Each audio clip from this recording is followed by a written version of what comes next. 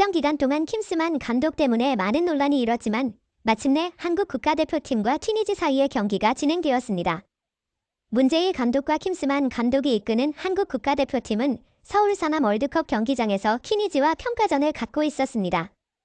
최근 손흥민이 부상을 당하고 압박을 받아 대표팀에서 제외되었는데 이로 인해 많은 이들이 아쉬워했지만 토트넘과 한국 축구 팬들을 안심시켰습니다.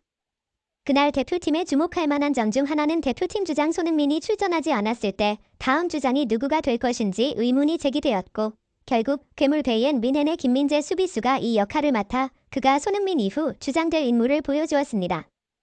킴스만 감독의 전략은 게임에서 특별히 돋보이지 않았지만 이강인의 2골과 김민재의 골, 황의조의 결승골로 이긴 게임은 4대0이었습니다.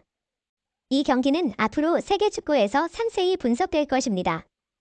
서울 상암 월드컵 경기장에서 열린 경기 전에 많은 축구 전문가들이 경기가 무승부로 끝날 것으로 예상했습니다. 피파는 튀니지 팀을 29위로 랭킹하여 한국이 26위인 것과 별다른 차이가 없습니다. 경기장이 월드컵 경기장임에도 불구하고 킴스만 감독, 국가대표팀 역사상 가장 최악의 감독 중 한 명, 이 팀을 이끌어 한국이 이길 것이라는 것은 아무도 확실하게 말하지 않았습니다. 그날 주기성 선수가 공격 상황에서 일부 예상치 못한 장면들을 보여주었고 이로 인해 어떤 원인 때문에 넘어진 것인지 분명하지 않았습니다. 전반에 김민재는 위대한 수비와 긴 패스로 공격 찬스를 만들어냈지만 킴스만 감독의 지휘 아래 팀은 명확한 전략 없이 단지 각 선수의 개인적인 능력을 의존했던 게임을 했습니다. 전반은 0대0으로 끝났습니다. 통계는 한국이 60대 40의 볼 점유율과 3대1의 슈팅 비율로 우위를 점했지만 첫 번째 이닝은 위협적인 데이터가 나오지 않고 끝났습니다. 그러나 후반에는 한국이 이강인의 골, 김민재의 헤딩골 그리고 황의조의 골로 4대0의 승리를 거뒀습니다.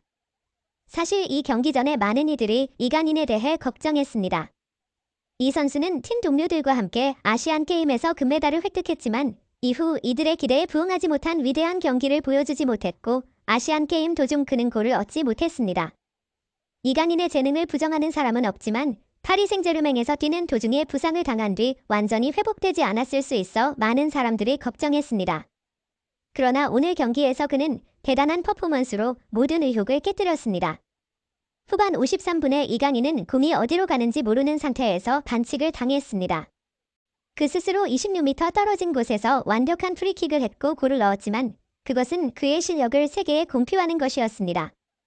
이강인의 슈팅은 튀니지의 탄탄한 수비를 넘어갔지만 옆으로 이동하던 골키퍼가 공을 막으려고 손을 뻗었지만 공은 그냥 들어가고 첫 골을 넣었습니다.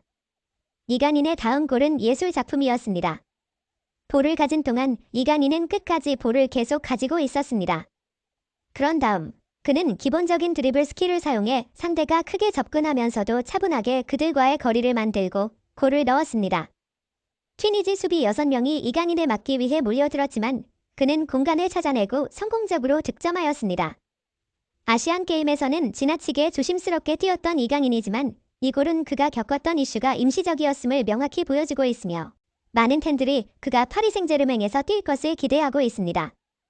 이어서 김민재가 코너킥 상황에서 추가골을 넣고 황의조가 그의 재빠름으로 네 번째 골을 넣어 한국 국가대표팀은 감동적인 4대0의 승리를 거두었습니다. 튀니지와 한국이 피파 랭킹이 거의 비슷하다는 사실에도 불구하고 이 큰 승리는 많은 사람들의 기대를 뛰어넘었습니다. 킴스만 감독 덕분에 전략이 불분명하더라도 선수들은 홈에서의 경기에 큰 기쁨을 선사했습니다. 이강인은 프리킥과 드리블로 여러 골을 넣었습니다. 김민재는 강력한 헤더로 골을 넣고 황의조는 손흥민처럼 빠른 속도로 골을 넣었습니다. 이 경기를 본 한국 축구 팬들은 기쁨에 빠졌지만 킴스만 감독을 대체해야 한다는 것도 강조하였습니다.